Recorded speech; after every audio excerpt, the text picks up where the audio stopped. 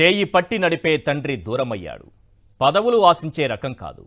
అలాగని శాసించేంత అధికారమూ లేదు. నమ్మిన పార్టీ నట్టేట ముంచింది. వెన్ను తట్టాల్సిన సమయంలో అదను చూసి వంచింది. చుట్టూ గాఢాంధకారం అలముకుంది. వ్యవస్థలన్నీ వ్యతిరేకమయ్యాయి. ఎన్నెన్నో అన్నారు. ఒంటరిని చేసి వేధించారు. అవమానాల పాలు చేశారు. అవినీతి అంటగట్టారు.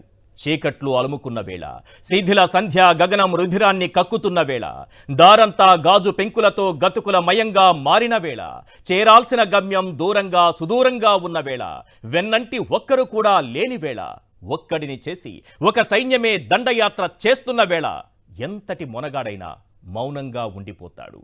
కాదు లేదంటే కాళ్లబేరానికి దిగుతాడు. కానీ అతను కలుగులో దాక్కున్న ఎలుక కాదు సార్. కాళ్ల బేరం చేయటానికి అతను కారడివిలో గర్జించే సింహం.